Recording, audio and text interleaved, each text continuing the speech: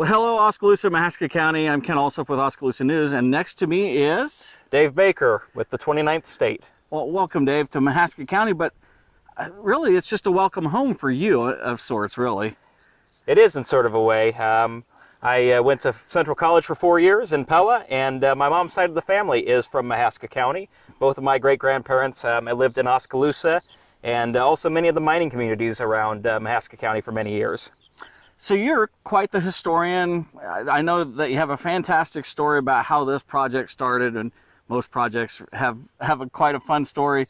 And really, for the basic part of that, why did you start visiting the communities in Iowa? Yeah, so I started in 2009. At the time, I was at Central College, and my college roommate really didn't appreciate some of the different things that we have to see in the state of Iowa, and so I wanted to create something to get people excited about historical sites. And so that's kind of where the 29th State came from. And along the way, I discovered that really there are a lot of fascinating towns that are no longer with us, ghost towns. And I think when we think of ghost towns, we tend to think of the Wild West and the old buildings caving in. And we really don't have a whole lot of that in Iowa. But it's knowing what to look for when it comes to the ghost towns that's very interesting. So, for folks to know where we're at, we are standing at the ghost town of Carbonado. That's right. So Dave, go ahead and tell us, I mean, right behind us here is what was the bustling community of Carbonado. Yeah, so Carbonado actually had its start before the town was even created. 1881, the Excelsior Coal Mining Company had some mines back here in this area. And in 1890, Charles Lacey platted the town of Carbonado. And it was a very typical small town at the time. There was a short railroad line that went from here into Oskaloosa, and that helped deliver the coal. And there were a few small businesses. There was a two-story general store, and there was a post office in the community in the early part of the 1890s. So 1890 to 1897 roughly was the era that this community would have been extant. All right, I think most folks are kind of familiar with the general store of Carbonado. Do you know, and amongst all of these, kind of where that was at that point in time? So it's a little bit hard to tell because the plats aren't always specific, and Carbonado had, there was actually a second plat. There was a north section and a main section. So to actually be able to identify it here in a thicket like this would be very difficult. But there are a lot of ghost towns in Mahaska County that are a lot easier to pinpoint than something like this would be. You've been doing this since '09 now. That's right. What, 65% of the state's documented in this time? Yeah, I've covered about 65% of the state. Of the 99 counties, I've finished roughly 40 of them in completion, which includes all of the existing towns, all of the ghost towns, and the unincorporated towns, photographing them and documenting them for future people to enjoy, for future folks to enjoy. And also, along with that, trying to create materials to get people excited about exploring Iowa. My mission statement really is to use yesterday to help build a better tomorrow. And I want people to get excited about their history, because history is what connects us all. And our history isn't always pleasant, but usually if you start visiting with somebody, you can make a connection to them with something from their history. So this is kind of, I mean, we're not going to hop in there today. I think you're going to, but you've been exploring all of these. What have you found most interesting about Mahaska County in your years of exploring? Well, Mahaska County is really fascinating because there's so many different groups of people that came through the county. There's lots and lots of immigrants that came through here.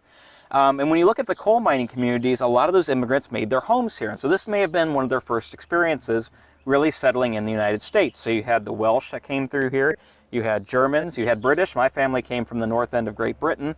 When they came here and they settled in Mahaska County, and they worked in the coal mines. They worked at Evans, and they worked at Fishville, and for a short period of time at Excelsior, and even at Buxton for a while. And of course, Buxton is very well known in the Midwest for being the integrated African-American community. It's another fascinating ghost town, technically just over the county line in Monroe County, but a little piece of it does nudge up into Mahaska as well.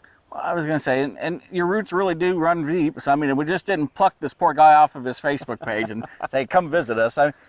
Your great-grandparents were married in a church right there at A and Market. Yes. My great-grandparents were married at Central Methodist Church in Oskaloosa. My great-grandfather was a coal miner at Fishville. My great-grandmother, her father, was a miner at Excelsior. And I have ancestors that are buried right here in Oskaloosa. I have ancestors that are buried over at Olivet. And I imagine if we probably looked in a few unmarked graves, we'd find a few more of them elsewhere around the county, honestly. Well, we're here visiting this one. This was kind of the first one we chose today. Yeah. But I think we're kind of hoping to maybe highlight some other communities and maybe do some work with local historians and the Nelson Pioneer Farm and things like that. Yes, I'm very, very excited to be getting involved with the Nelson Pioneer Farm. I think it's a fantastic resource for this county. And I think the idea of being able to promote these ghost towns and really make them something that we can appreciate and learn from is important. It brings history to life. It makes you realize that sometimes when you're driving down the road, there was life that went on in a place. You know, sometimes we get kind of bogged into this mindset of Iowa being just a flat place with nothing to really see. But there's some really deep roots for a lot of people, and not just Iowans. All around the country, you have to remember people came through Iowa to get to other places. You know, down southern Iowa, we have the Mormon Trail. There is the Dragoon Trail, which was the early explorers from the War Department that went up through Pella and Des Moines and into Fort Dodge and Webster City. Of course, the Underground Railroad operated in the eastern part of the state, and to some extent the southern as well. You know, there's just a lot of people that can really trace their roots back to Iowa. All right. So, well, look for the 29th State on Facebook. Make sure you hit him up there. He's doing a lot of work. And hang on this summer. We hope to have some more exciting, you know, communities and highlights and some more history to share with other folks then. That's right. And certainly, I enjoy talking history, so if you do check out the 29th State Facebook page, please shoot me a message, say hi, and I'm looking forward to spending some more time down here in Mahaska County. All right, Oskaloosa, Mahaska County, we'll look for you soon. Thank you.